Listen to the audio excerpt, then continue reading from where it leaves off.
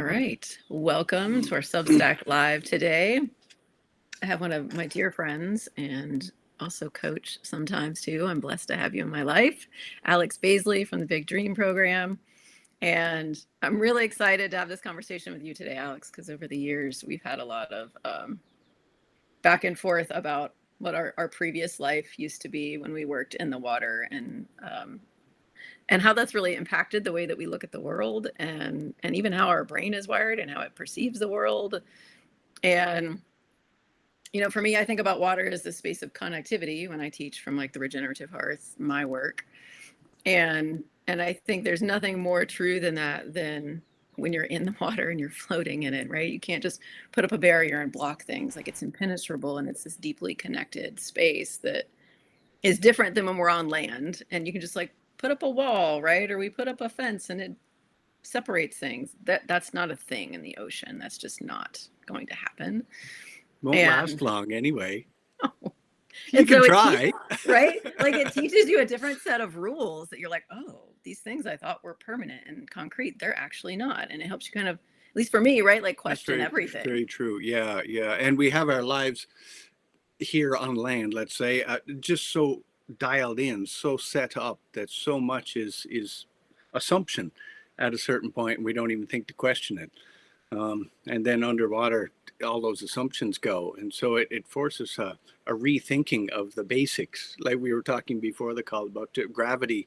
I can't dig a hole here with a shovel because I can't stand on the shovel because there's no gravity, and like everything has to be rethought. Mm-hmm.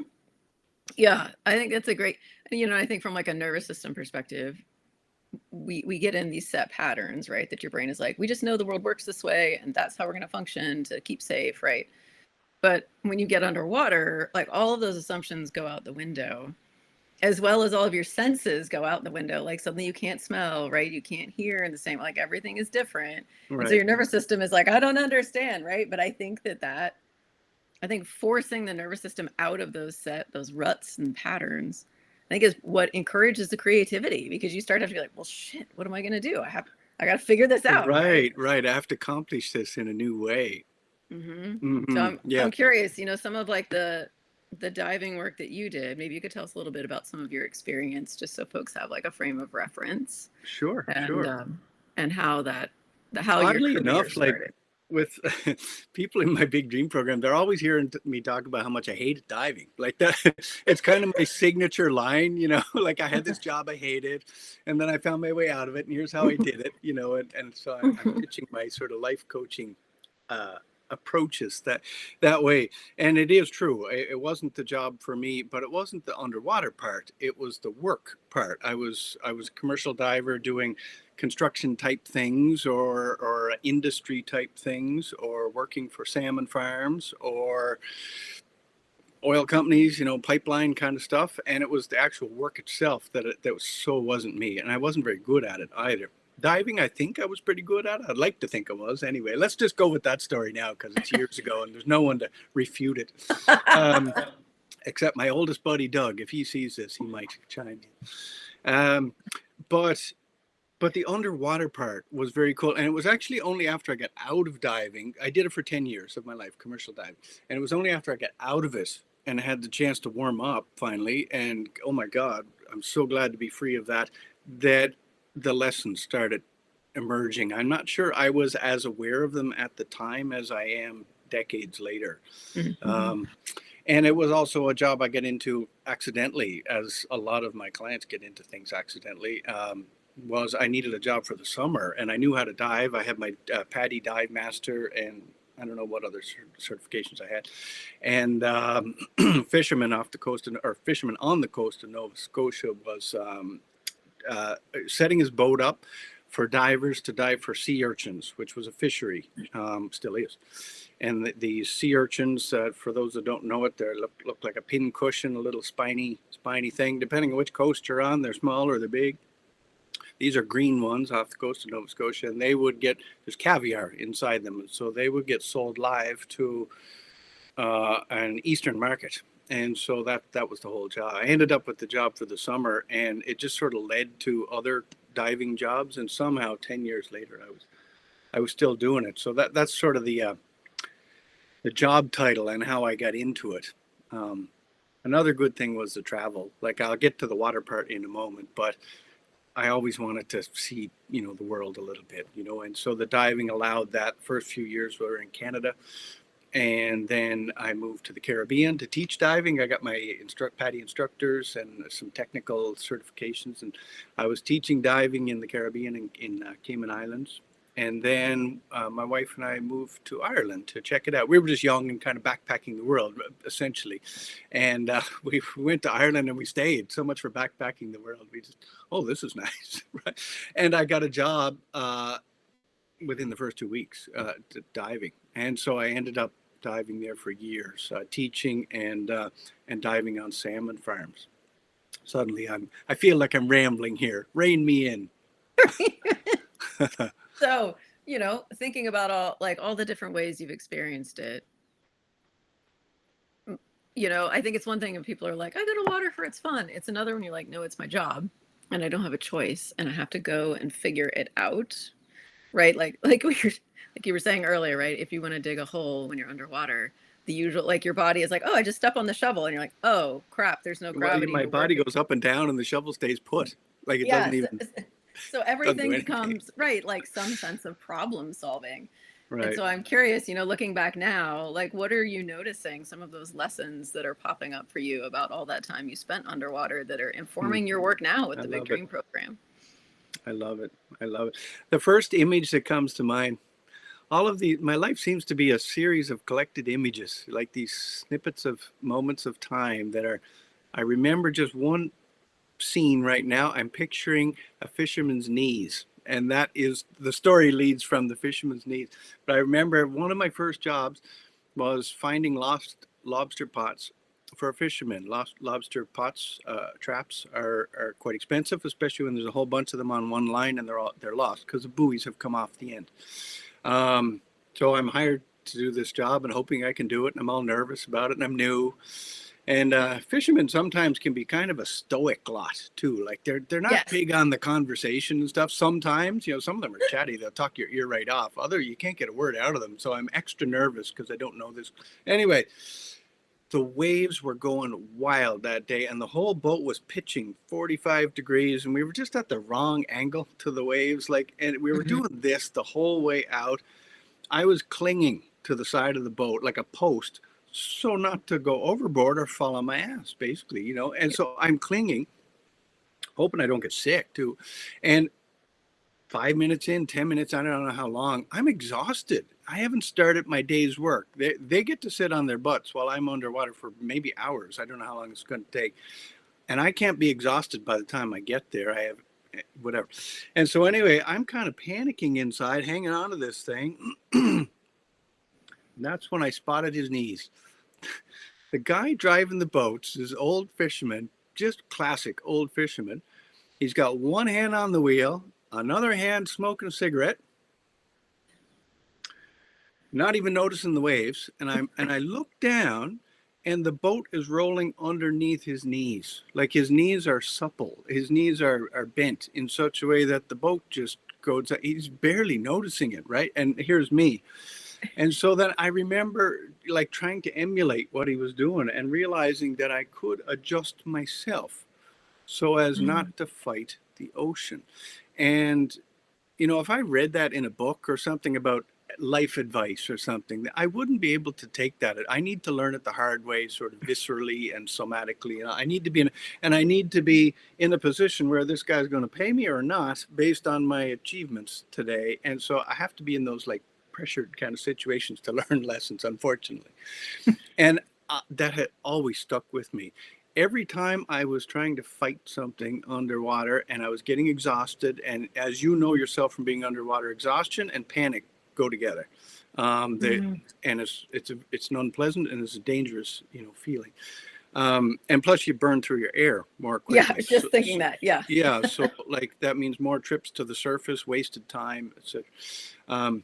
Every time I was fighting something, I would just picture that fisherman's knees. And you know what? I think of it to this day. Cara. When I'm fighting something I'm self-employed. I'm always fighting something. Ask any self-employed person. Most of us, it's not an easy road, Yes. I picture the knees and I wonder, it doesn't always improve it. It doesn't always make the day better, but it interrupts my thoughts. It makes me think, am I going about this like a man clinging to a post? And is that working for me? Mm.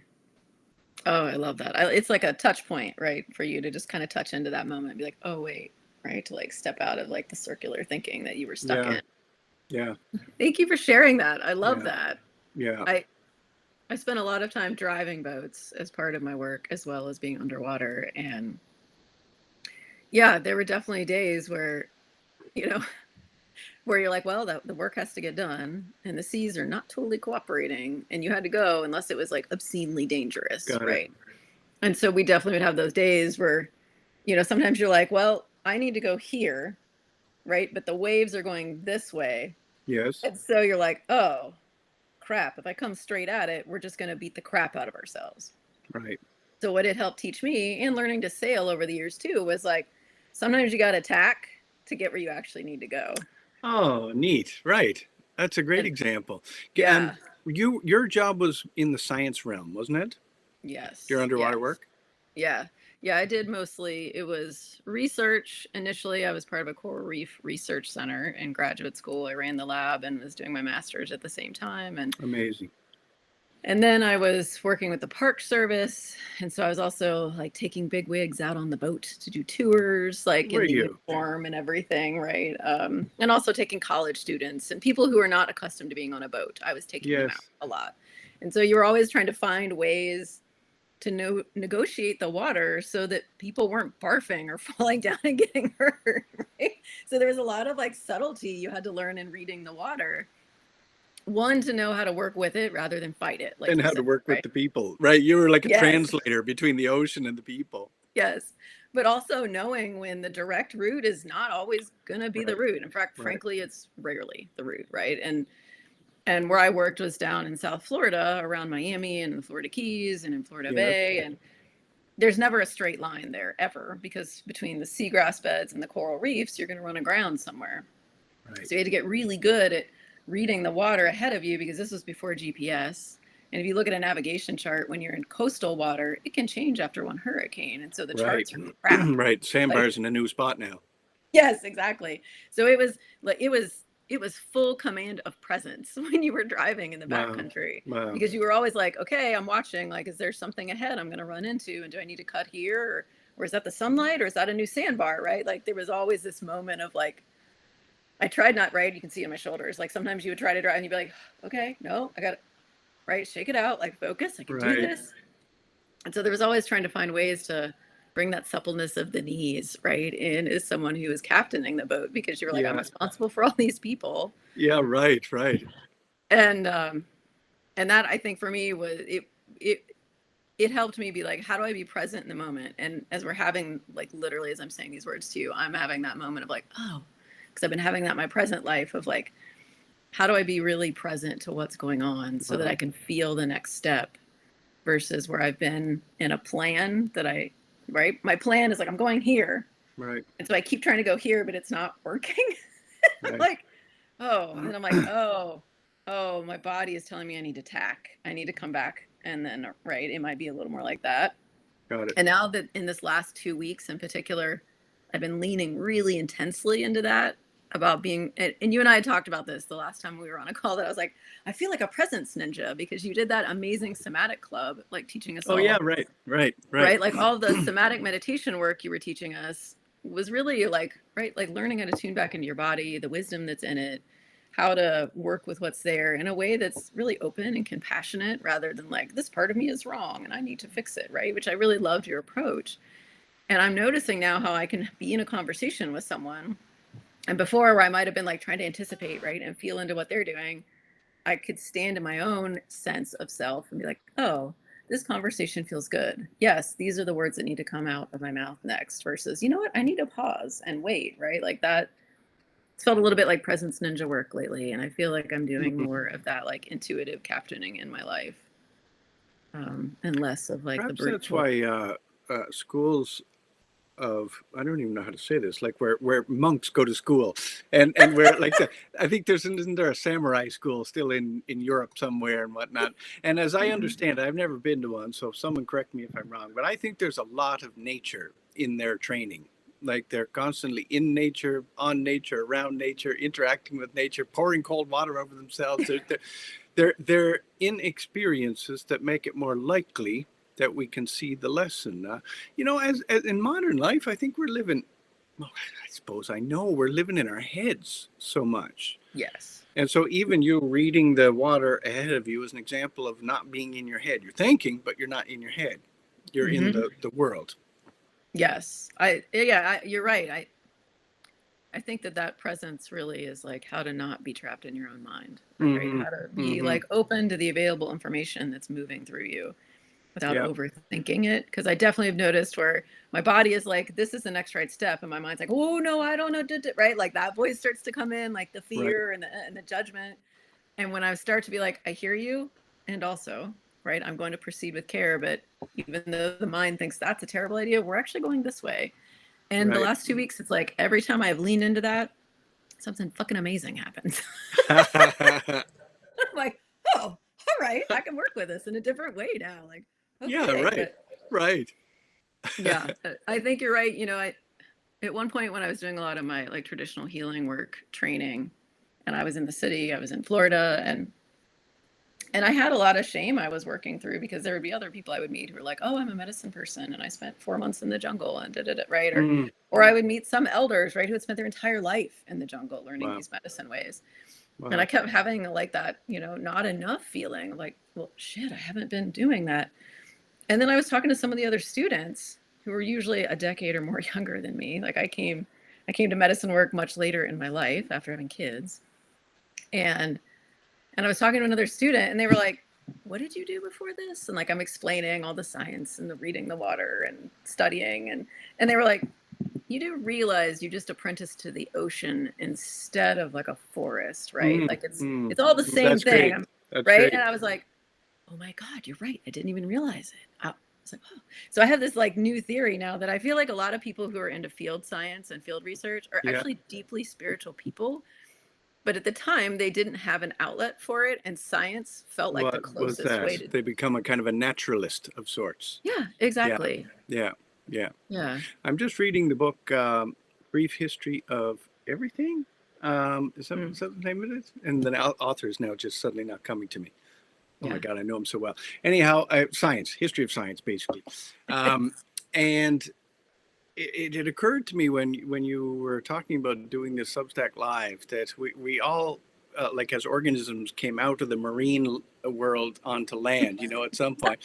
And I was just reflecting on that, perhaps a bit poetically. I don't know how much science is in here, but to my knowledge, we're made of 60% salt water or something inside. So we're made of something like 60% water by mass, and the water is salty. I even read that the concentration of the saltiness in our body might happen to map to millions of years ago the salinity of the ocean at the time. Whether that's true or not, but it still strikes me. I like to picture these little creatures climbing out of the marine, but taking the ocean with them, all wrapped up in cells, little packets, and so that they can go off into the forest and on the land, but still like their own aquarium inside. Yeah, I love that. And so I'm thinking, look, even if that's a little overly poetic, a little overly hippie, at the same time, there's got to be some kind of energetic kinship there. The fact that we're made of salt water or water in general, never mind even just salt water. Right. Well, and you think like, your theory, right, about them bringing the salt water onto land with them is not all that different from us, like putting on scuba equipment and taking the air into the water with us. Right? That's right. I'm trying to get back home. Yes. Yeah. And I think that for me, like growing up in Florida, I noticed, I always felt like kind of like an awkward kid. I probably wasn't fully in my body a lot unless I was outside running around, but I also had asthma as a kid. So a lot of the things that people did outside, kids like running around or playing soccer and stuff, like I could do it for a short period of time. And then I was like, right. Like there was always some uncomfortability in it. And the first time I really spent a lot of time in the ocean and I was like, damn, I can be really graceful here. I can move here. Like, I was like, yes, I felt like more of me. It was just this like wonderful, like feeling supported, right? Like you fall down here, the air is not going to catch you. You're just going to face plant on the earth. But the Right. ocean, she's holding you up, right? Like there's some like tangible support you can feel in that moment. Like I know when I'm stressed, right, I used to go and lay in the ocean and I would just starfish, right, and float on the surface and look up at Nice. the sun and just feel held and rocked, right? And it was just really gentle and I beautiful. wish I could do that, Cara. I can't. I'm a sinker. I do that and I drown. Yeah. So that probably served you well when you were diving. You didn't need a weight belt then. Less for sure. Yeah. Yeah. Do you know another thing that I'm reflecting though about that I loved underwater, which is a little less esoteric, is these little moments of beauty, especially if I was the only one there. Like most of my diving career, I had nobody with me. Like in commercial diving, you usually are alone, even in, and little creatures and so on in particular. I remember working on the salmon farm in Ireland, and there was this moment in time where I had to wait for them to get a rope down to me or something. So I don't know, 50 or 60 feet down, and I have nothing to do. I'm just waiting till something happens. I can't remember what it was. And I see this little, looks like an eel with tiger stripes. Turns out it's a butterfish for anybody listening who knows what it is. And I thought, oh, that's really cute. And I went over, and it didn't move. And I gently put my hand down. I had a glove on, I think. Put my glove down beside it. So obviously, I wasn't going to tinker with the fish, but I put my hand like this beside it, and it came along, and up into the palm of my hand, and curled up, and just rested there. Oh, And I swear to God, blinked at me. I don't know if it has eyelashes or not, but it felt like it blinked at me. It was the cutest thing ever, and it rocked me. And it happened several times after that. Once I knew to watch for it, it wasn't just that fish. Anytime I saw a butterfish, it would do the same thing if I put my hand out. And it would seem to be extra curious. And my first little business in Ireland that I was always trying to get out of diving, so I had all these business ideas. And my first business was Butterfish Creative. I named it after this thing. And another one, as you would probably have done and attest to, is cleaning stations. So anytime I was bored, any place I've dove, anywhere in the world, if there's a rock, there's shrimp of some type. And if you put your hand near, this, but someone listening may not, but if you put your hand quite near it, and if you're willing to be still enough, there's a whole lesson in that. yeah. If you're willing to be still enough and patient enough, you can't say, here, shrimpy, and, you have to be still. Then they start creeping out of the rock, out of the little crevices and stuff. And then they wander over, and first thing, they're all cleaning your fingernails and walking all over your hands, and it's so cute. And it tickles, and you're trying not to move. It's so incredibly sweet. I feel like people might get a similar feeling if they're feeding like a wild bird seeds out of their hand. When we do that with our children, and you get a bird, and you just feel blessed by nature somehow. And it's such a rare occurrence to have such a close touch with nature's creatures. Underwater gave me a lot of them. Seals would be scare the shit out of me. Oh my God. They would be, because they would always sneak up behind me when I wasn't and so all of a sudden I'd turn around and it's, it's right there. And I would, have to get control of my bodily functions and but then it would just again just kind of blink at me, and sometimes I'd be swimming and it would grab at my fins on the way by, like wanting to play. And just these interactions that were both beautiful, magical, wonderful, different for me, but also that kind of special feeling like nobody else is here. I'm getting to have this experience, and it's 40 feet from the shore, or 100 feet from where other people stand, but they're not here. Yeah. Oh, I love that stuff. Yeah. And the magic of the small stuff. Well, I think you're right. There's one thing to be present, but it's another thing to be still and present. And that was something I think I learned a lot underwater too, because for a long time I would snorkel rather than dive. Because as a kid, since I had asthma, they wouldn't. I tried to get certified when I was like Right. 12, and they were Right. like, "Oh wait, you That have have an asthma. issue with We that. can't let Right. you." Right? And I was like, "I just passed the swim test and outswam all the adults, but you're not going to let me." Right? Like, I was Right. devastated. It was a thing, and so I snorkeled. So I got really good at free diving, Wow. and then That being able probably to helped. stay. It did. I think it really did. So I got really good at free diving and being able to stay down long enough that when I learned how to scuba dive later in my 20s, I actually didn't like it because it was so loud. Ah, Right? Because I got so accustomed to starting to hear, like, you can hear the clicks and the chips of the shrimp, you can hear from right. boats nearby, right? Like, you can hear movement. But in all the dive gear, right, you sound like Darth Vader. And so you're always like breathing in like Darth Vader, right? And then you breathe out, and then all the bubbles in your ears, right? It's a very loud experience. And so I found like Right. stillness and presence to be much like sometimes I would just dive down and hold on, right? And Right. then and see what would happen. And I had this experience with my daughter last weekend that, we're in North Carolina now, so we're not underwater Hmm. as much, which I am Yeah, that's missing tough. being Yeah. able to swim. But at least we Right. have a creek near here that we can get in. And so we got in the creek. And normally when we're there, like you're saying, right, there's lots of people, and nature kind of flees like the chaos of humans, especially kids, right? All the noise and everything just flees. And so I took her down, and I was like, hey, let's go sit. We went up the creek a bit from where people normally get in, where it's usually less disturbed. And it's a sandy bottom. And we sat down. I was like, okay, Nice. now just sit and be quiet with me. And we just sat. And within like a minute or two, the little fish came out and started cleaning our toes. Ah, And she was like, oh exactly. my God. And then she was like, oh my God. Like at first, right? It was like, oh my God, they're going to eat me. And then she was like, this tickles. It's weird. I love it. Right. Yeah. You're right. And now it's this space. Like I went back on the full moon on Monday, and it's so hot, and I was trying to help regulate my body temperature. So I went to the same space. It's in the shade. But this time I sat there much longer. I was there for like 30 or 40 minutes. And when I teach nature connection, usually 20 minutes is like the bare minimum for wildlife to return to their baseline of where you were before you came and disturbed everything. Got it. So about 30, 40 minutes, I'm there. The fish are doing their thing, and I'm laughing because it tickles, right? I'm just enjoying it. But then I'm just being quiet.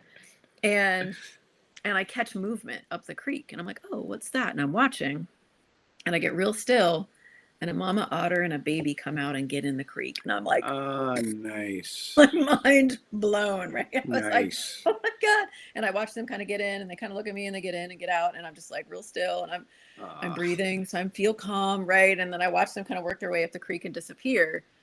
And I was like, oh, that was only the second time in that's my so whole nice. life I've seen them in the wild. And that was just, it was incredible because I've heard they're around here, but everyone's like, oh, I don't think we still have them anymore. And I was like, no, Oh it's my because everyone's goodness. too loud, right? Yeah. Like, And you feel so like you earned first prize in the meditation monk department or something. Like I'm clearly whatever inside myself enough, for yes, nature to come out of the woodwork, let's say, yes, and yeah. and come visit me.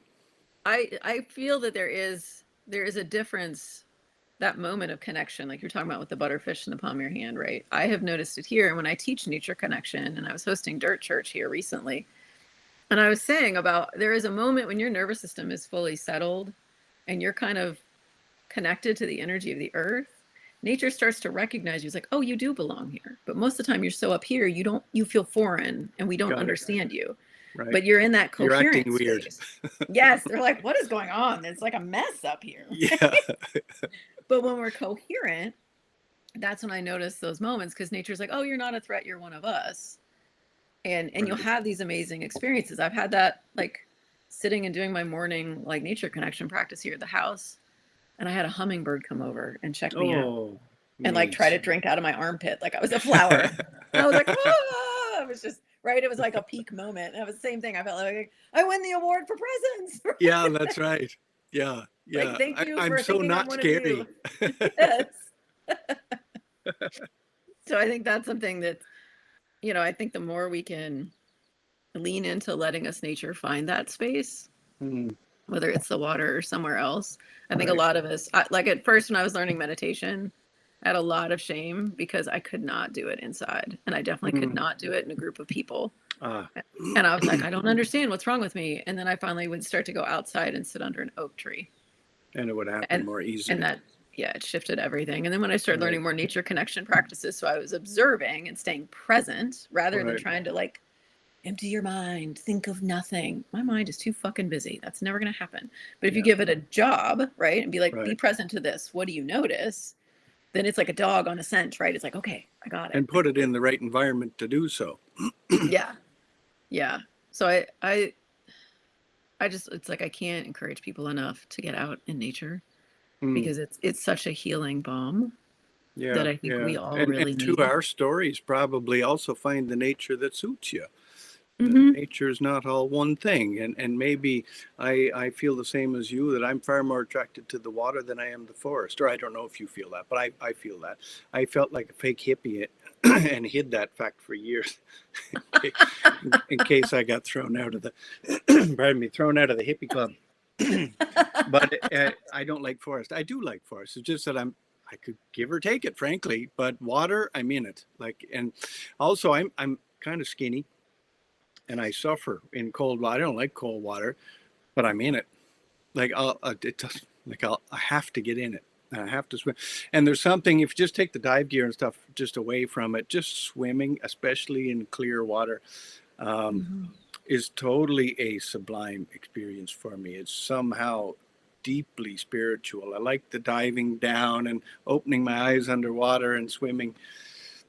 It's just such an It is. incredible experience. Yeah. Yeah. I love that affirmation too, right? About like find the nature that suits you and lean into that because like there's medicine for you there. Hmm. I think Hmm. that's a It good might reminder, just right? make other things easier. Yeah.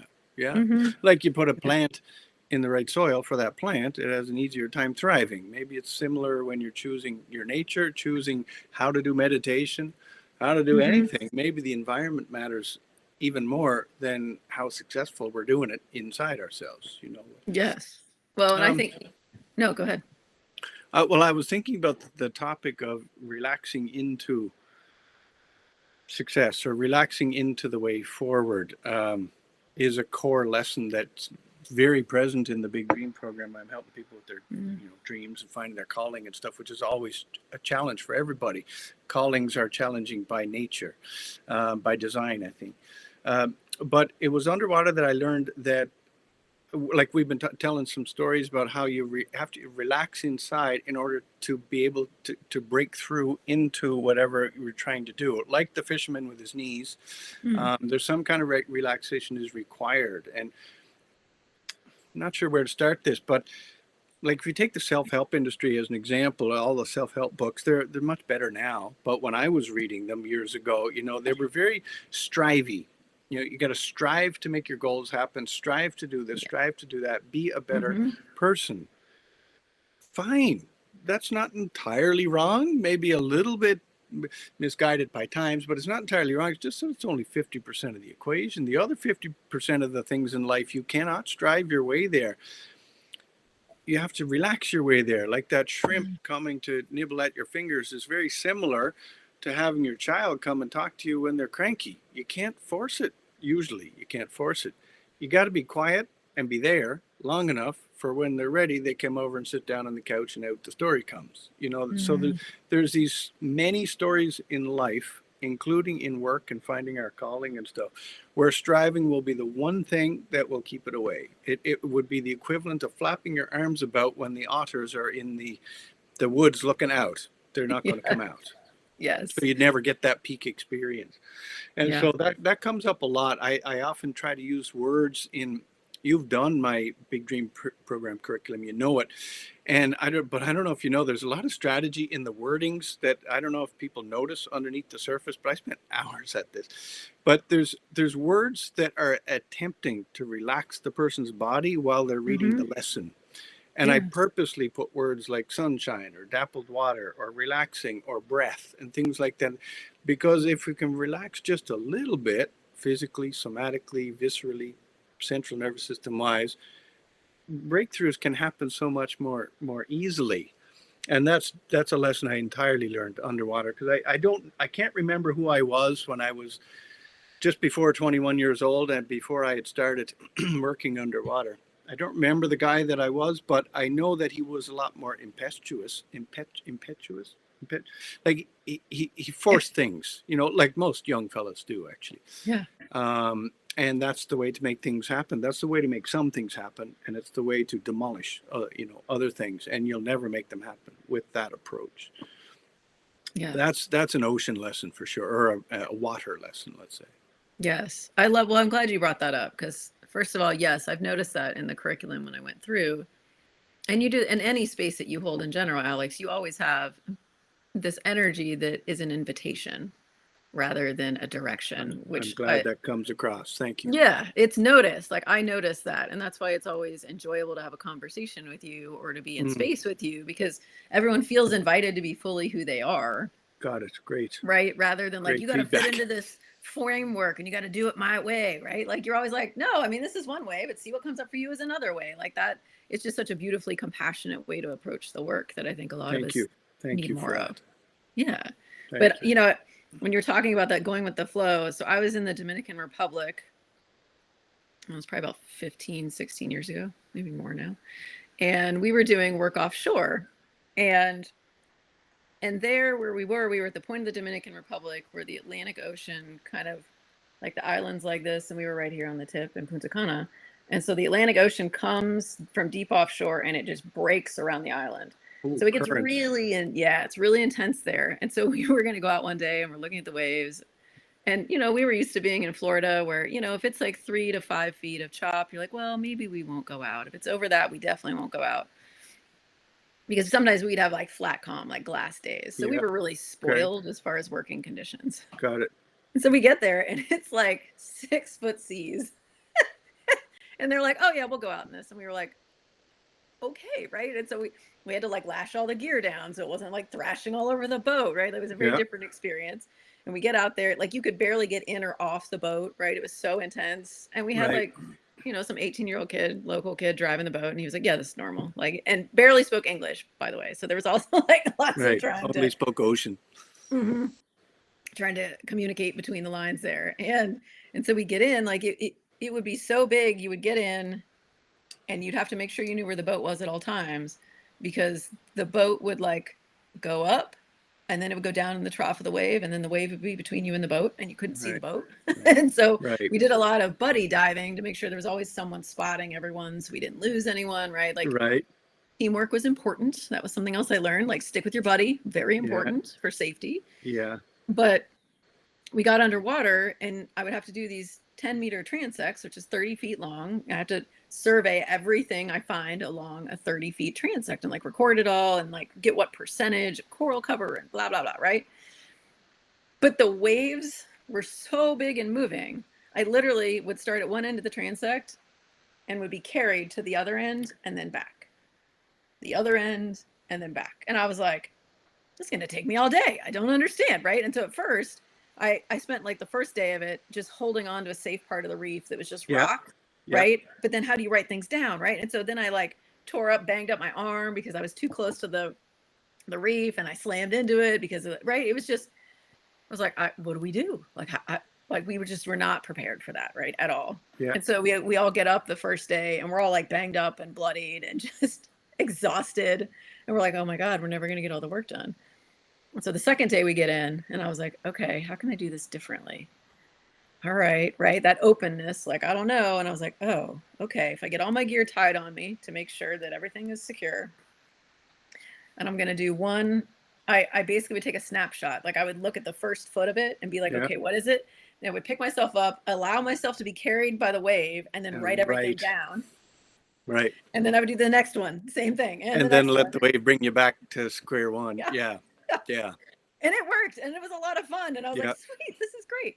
Right. But had I not allowed myself to be really curious about like, okay, what else can I do here?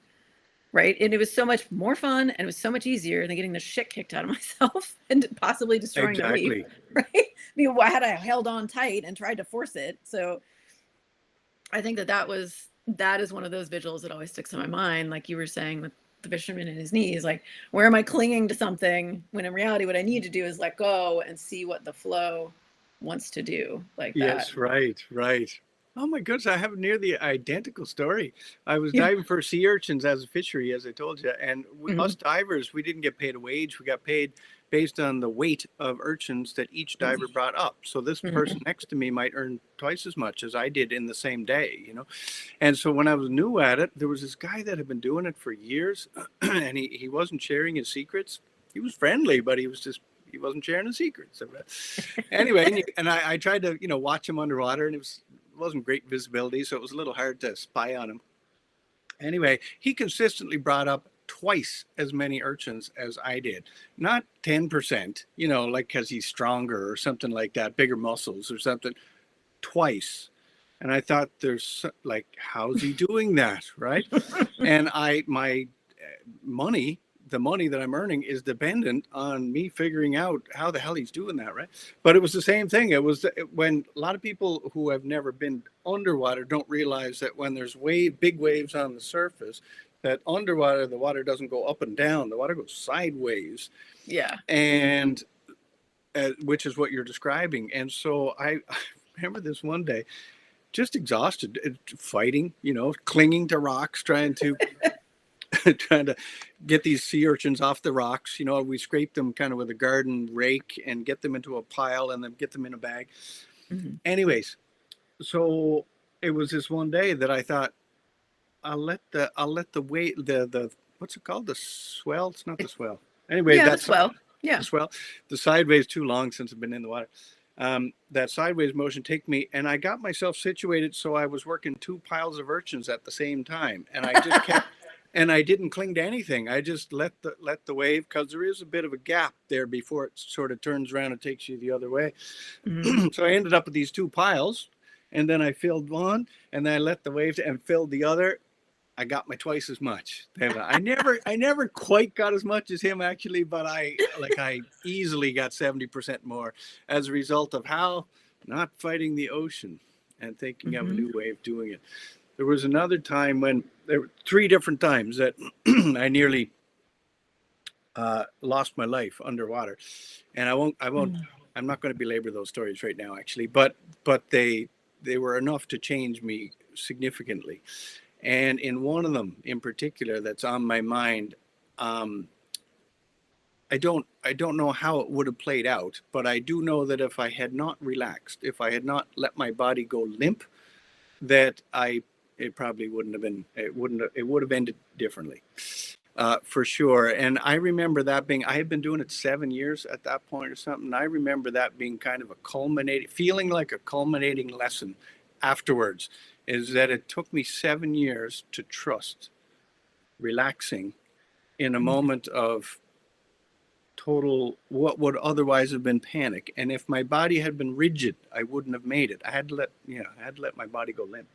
And so it taught me that there's a few ways to get out of pickles in life, you know, and coming out swinging and fighting works sometimes. And sometimes it's just not, you know? So yeah. And then there was another time that, I won't go into those stories now, but it can be helpful to be in these alternative environments, I suppose, to see what they give us. I'm profoundly changed from those experiences. I'm more solid in myself, I guess, and a little more relaxed inside than I would have been, you know, without them. Yeah. Well, and I think, you know, playing on that, like, I think there's also a bit of like overcoming fear when you're working in the ocean, because I can remember when I was getting certified, and, you know, there were some people who we got in the water and we were like, yes, I belong here, right? Because we could relax in that moment. Yeah.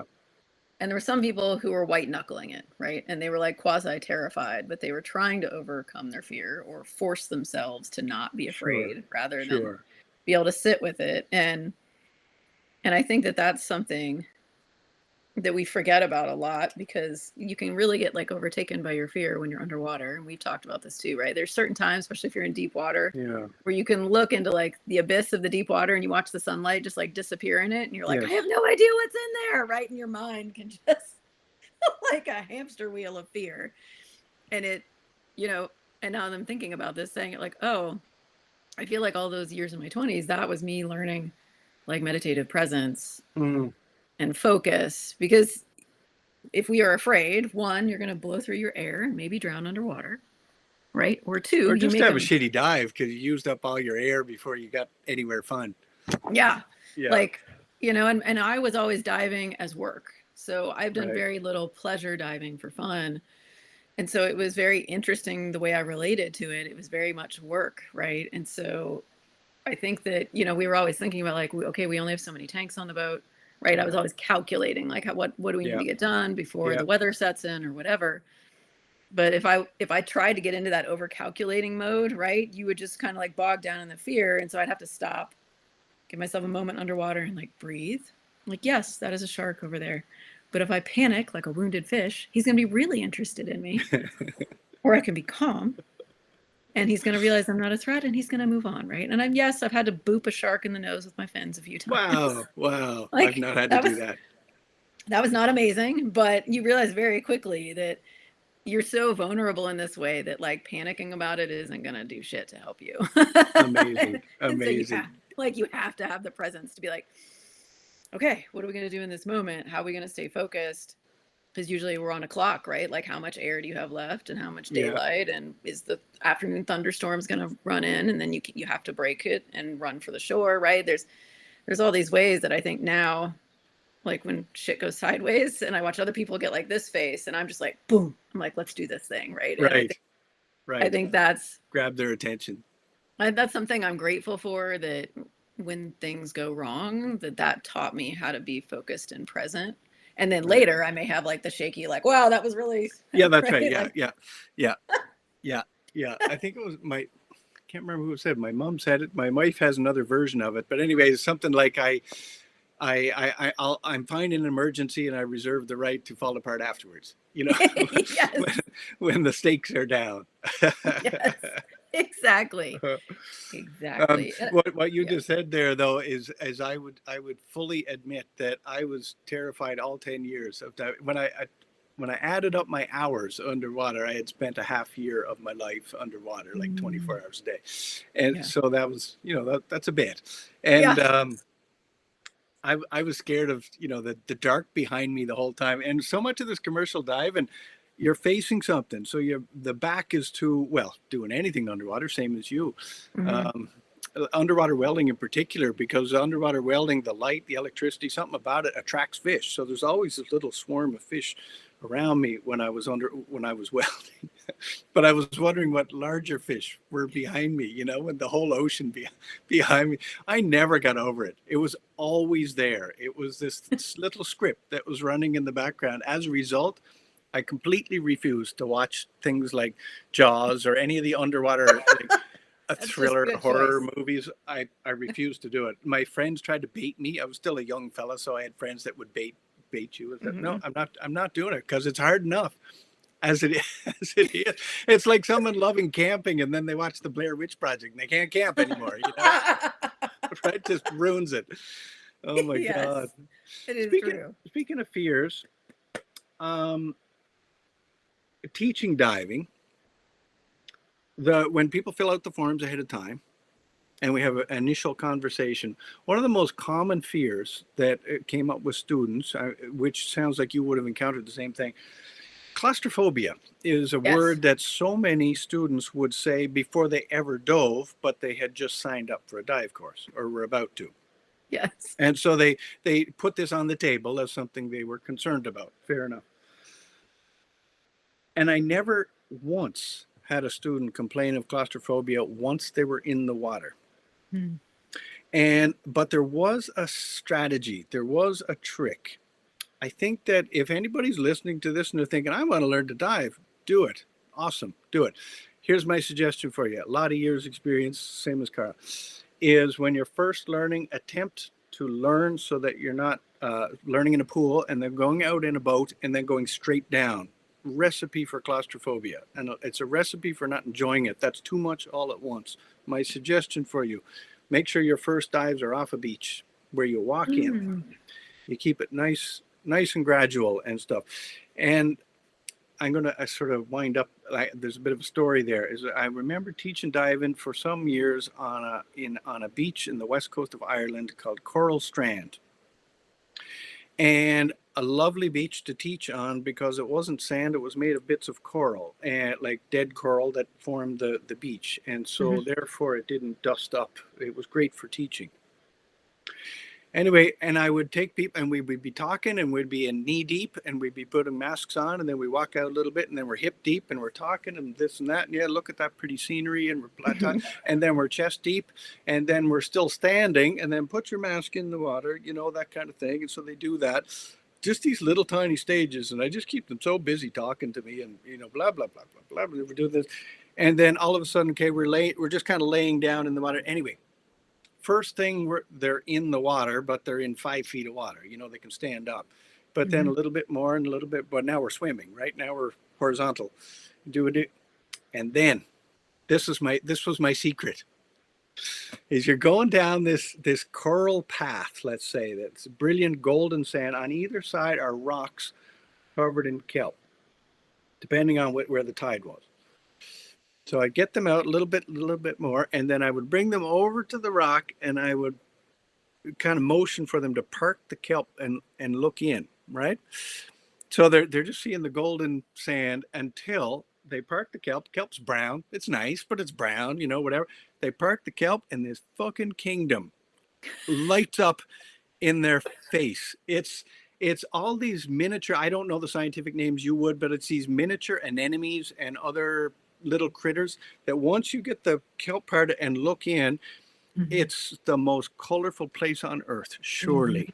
It's like a fireworks of, it's impossible not to be demolished by the beauty of it when you first glimpse it. I've never seen anyone unaffected by it. And so claustrophobia, in swimming.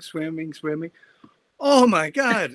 That was it, you know. That was your magic secret. I love it. Job done. Claustrophobia Yes. never.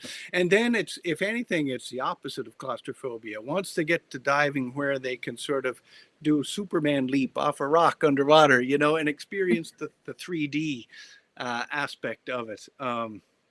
It can be a very free feeling, of course. Yeah. Well, right. Well, it makes me right. Like you were bringing joy to the process, and from Chinese medicine, like joy is medicine for the heart. And if you want the heart to feel open and courageous to do something new, you need joy. Huh. Well, that's a good one. I didn't know that. Yeah. But that's Oh, good. I love that. Yeah. You know, a lot of the work I was doing in nearshore environments were sometimes the visibility would be really poor. And so I had to get a lot of like high-tech diving training to do the work we were doing. Yeah. And so some of it was navigating purposefully in zero visibility. Right. Which was terrifying because we had sharks in the area that we were in, the kind that are big enough to eat you. Oh. And so you're always with a buddy and like, okay, everyone's on alert, right? And you kind of had to rely on your spidey sense. Alert for what? Yeah, you can't even see it. Yeah. It's like, oh God. But we also, you know, part of the desensitization to the fear was trying to practice all the things that could go wrong before they did so that you wouldn't panic if they did. So we had a lot of practice, like swimming with just a regulator in and someone would take your mask off and you'd have to still be able to, like, even though you can't hold your nose, right? Like you're breathing through here, but holding the tension here and your eyes are either open or closed, depending on what you're comfortable with. And I think now I try to think about even what you were saying, right? Like you were desensitizing people in a way that made the small steps capable for their nervous system to take it in and to rewire. That's a great way to explain it. Right? Like, and so I try to always think about that in my life too, even like as a mom, like, all right, what are small steps I can take? Oh, that's a great way to apply it. Yeah. To like start to think about like, okay, if we wanted to go to I really want to go to a music festival next year. There's this amazing bluegrass, like very family friendly music festival. And when my kids were little, especially my son, if we went anywhere in public, he had to have like headphones on. Like the noise was always too much for him. So I've been trying to do more things that are like, okay, what's like medium crowds, right? Like how do I start to sensitize you guys to be able to take you out into things that I want to do in a way that's not going to overload you so you can enjoy being there too, right? That's something else I took from a lot of my work in the ocean is like we can confront fears and practice moving through them in a way that's safe. So that when inevitably it does come up, right, you don't panic. Like, I think that's a lot. You know, there was once, I don't remember which astronaut it was. It was the one who used to, when he was in the space station, he would take his guitar and he would play music and record it. Yes. right? And I think I want to say maybe his name is Tom because he used to play um, the song that's like Earth to Major Tom. Yeah, right, right, Right. He right, would play that one. right. And there was an interview on NPR, and he was talking about like becoming an astronaut, right, is very similar. In fact, most astronauts, people don't realize, actually train in these enormous pools to train what it feels like to be in space and to not have access to air and to not have backup, right? There is no backup Right, if all your gear right. fails. And he's like, so what we do is we obsessively practice everything that could possibly go wrong. So your mind Wow. isn't afraid because your mind's like, oh, I just pull from the library. This is what I do for Right. this one. This is what I do I for that one. rehearsed that. Yeah. And he's like, so that's why I'm not afraid, not because I'm not capable of fear, but because I know that there will be some suite of tools I can pull out Right. and deal with it. Right. And right. I think that's what I've had people in the past, like when I worked on things or even in a relationship, it's like, why aren't you worried about this? And I was like, because I know it's going to prevent me from solving the problem. Right. And they kind of look at me like I'm a weirdo. And then I'm like, oh, not everyone had that training. I was like, oh. And I try to work on that with my kids, like trying to teach them that, because I watch sometimes like my daughter panic about something. And I have to be like, breathe, my dear, because if you are panicking, you're incapable of solving what's really challenging you right now. Like, Right. breathe, just breathe. Right. That's wonderful. Yeah. Yeah. I think something else I took away from diving is also the sense of, at least specifically for me, because I was studying like coral reef and nearshore environments. And so it was always like close, right? Like you're like this on the seafloor. And if you weren't really paying attention, like sometimes I would do fish surveys. And so I would literally be following fish and counting them.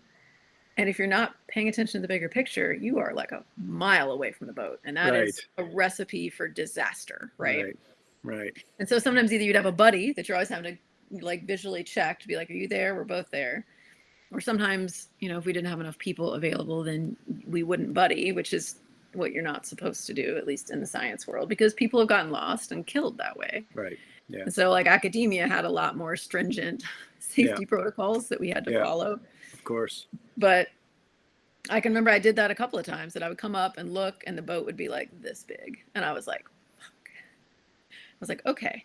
The good news is the tide is with me, so I can get back to the boat. I'm not worried about it, right? But I when we were in Dominican Republic, we very quickly realized that one of us was going to get lost if we did that. So we had one person who got trained as like the spotter. Yeah. And so, so I'm like doing my thing, and I'd look up and be like, oh, he's over there, right? And then he could be like, we would be like, the boat is that way. Right.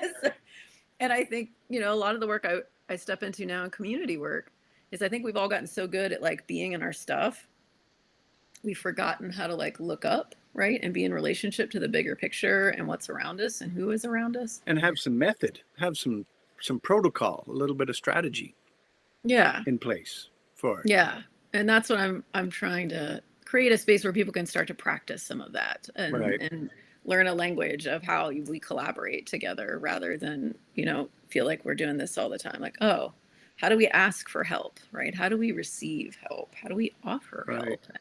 How do we work through the awkwardness sometimes that comes with having to rely on other people? Because there's definitely a lot of trust when you're in a buddy situation, right? That like, if that person loses me, right? Like, I'm effed. I'm totally relying on them for my safety to get this work done. And that, I think, is another thing a lot of us may not have had like an upbringing that gave us a taste or an experience of what that can feel like.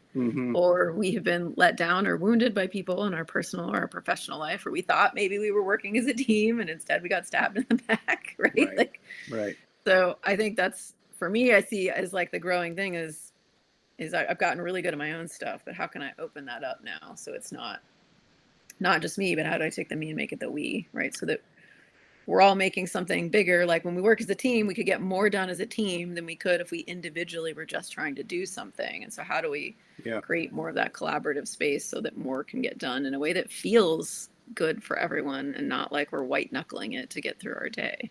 You have to take them swimming. Yes. Get them in the water.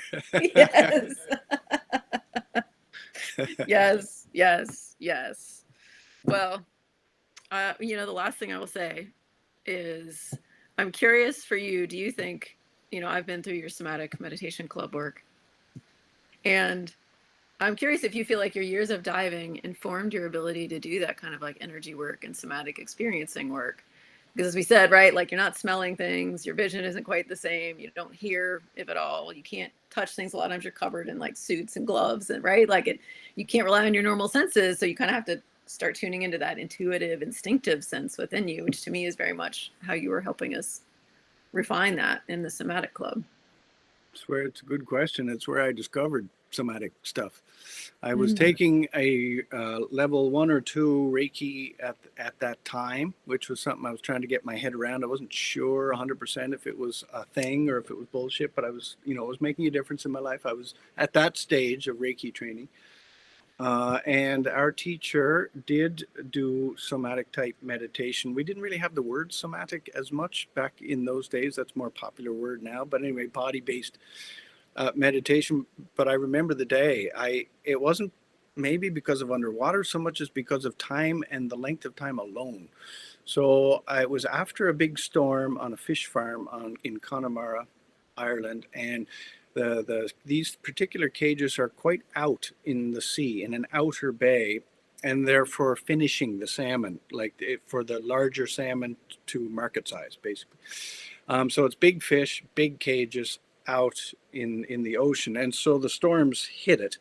And the way it's made is so that it will stand it, is things are made to break. There are break points in these things, including anchor ropes and stuff. I'll make the story short, is that my job this particular day was an anchor that holds the cage in place, 6 anchors in fact, but one of the anchors, the rope had broken. And so the cage was collapsing in on itself just a little bit. So it's a priority after a storm to go reattach the cage corner to its anchor.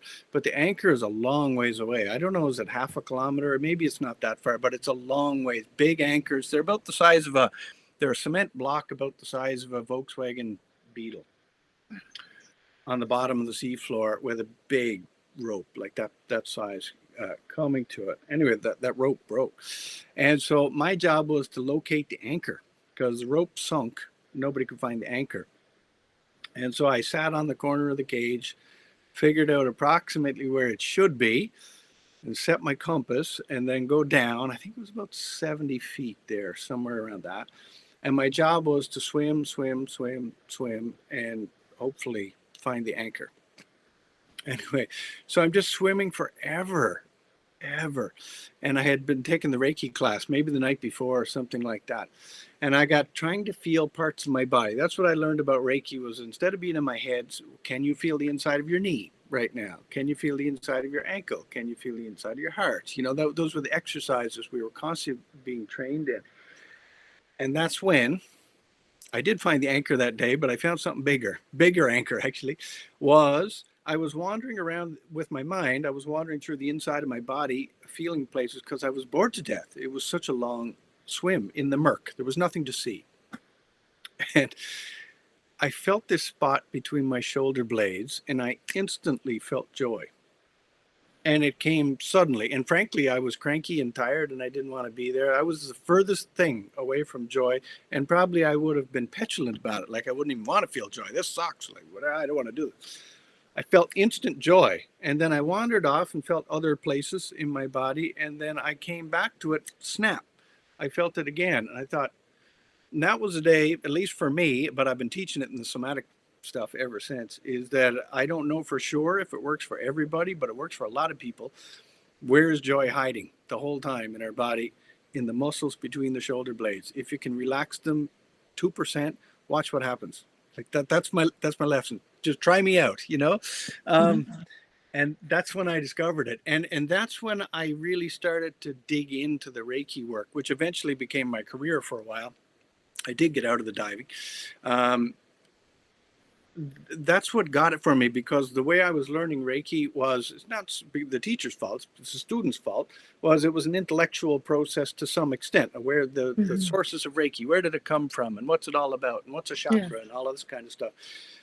But I'm taking it in intellectually. It wasn't until I located that spot in my body and had such a strong, surprising reaction from it that I thought, oh, fuck, there's something to this. you know, and I was an addict after that. And that's one thing I will say about the diving work after that. As much as I hated it, again, not the ocean, but the diving work itself, much as I hated it, it gave me a lot of time by myself with no one watching me. I had worked construction before that, different kinds of construction. There's always a crew around. You can't do anything without everybody spotting you, you know. Mhm. Underwater, nobody can ever spot me. Like as long as I'm 20 feet down or more, all they see is bubbles. They have no idea what I'm doing. I've taken myself on a few little tours underwater once in a while. Like I'm just going to take a little break right now and have a swim, you know. Mhm. I got a chance to practice that somatic work. Mm. I know we got to go, but the last story is that Yeah. it was Reiki level 2, was it? I don't know what level it was, and we had to practice on other people. So I had friends from the Reiki class that we would get together and practice Reiki with, but I was Mhm. underwater inside a salmon cage collecting dead salmon from the bottom of the cage, which was an activity that had to be done every week to prevent disease and so on. And a salmon was dying beside me, but I hadn't died yet, and it would kind of floated down Mhm. beside me in the water.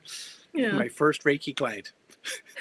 I remember looking up and I think, can anybody spot me? Like I was secret about the Reiki stuff. I didn't want anyone to find out. They'd think they'd torment me about it. And I looked out, no, they can't see me kind of thing. And I put my my hand over near this poor salmon. Like I really wanted to be like Messiah. Like I wanted to heal the salmon and be a big hero. And I still probably couldn't tell them about it. But anyway, I kind of hoped that I might have that sort of Jesus-like ability, right? Anyway, I didn't. I don't think the salmon made it.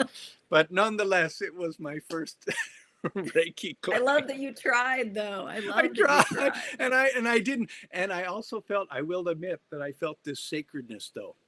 I'm not sure if I knew what that felt like before, but I knew it Mhm. in that moment. I purposely didn't touch the salmon. I didn't think that would feel very good, but I was like an inch above the skin or whatever, the scales. Mhm. And I felt this sudden click of this is absolutely right in the world. Mhm. This moment is right in the world. And that was pretty cool. Anyway, I've taken us over time. I'm sorry. No, I like do telling not stories. apologize. I love that. I'd never heard that story before. I've heard a lot of your stories, but I hadn't heard that one before. So thank you for sharing it. Yeah, yeah, yeah. That was You're wonderful. welcome. You're welcome. Well, and I'm curious, so how, if folks are interested in the Somatic Club or your work, how they can find you. BigDreamProgram.com. Look, I made the big time. I've got a I've got a pen. I didn't even pay for it. They sent it to me. They think that my ego is big enough. I'm going to order 1,000 of them. It's not yet, but I might. BigDreamProgram.com, and both the main Big Dream program and the somatic kit now is there.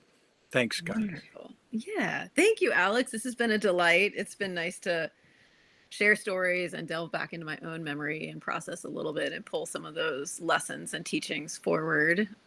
Because, like you said, right, like Yeah, in the moment, you don't realize what you're learning because there's something about diving. It's such a visceral, somatic experience and it requires such presence, but you're working and focused on something. And so I think you don't really fully understand what's happening, right? Until you can kind until afterwards, or you see the lessons playing out. You know, you see the bent knees on the fisherman moment 30 years later, and you're thinking, "Oh my God, that I really learned that." right. I don't Yes. think I remembered it at the time. I remembered it a decade later. Hmm.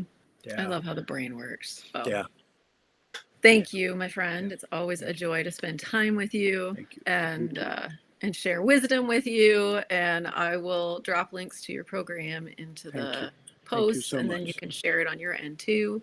I Yeah, hope you have a wonderful weekend. I know that you were saying it's really hot up there, like it is here in North Carolina. So may you stay yeah. cool. I know you said you're hiding Thank in your you. basement right now to get out of the I mean, heat. I didn't explain to the viewers. Yeah, I have a nice office, except for it's upstairs, and it's 40 degrees Celsius in there. So I'm in my basement. Yes, Hence my that's pretty background. that's what I was, we were saying earlier. And I was like, well, by mid-afternoon, it's so hot in my house, I have to walk out and go sit in the creek that's like down at the ranch because I can't.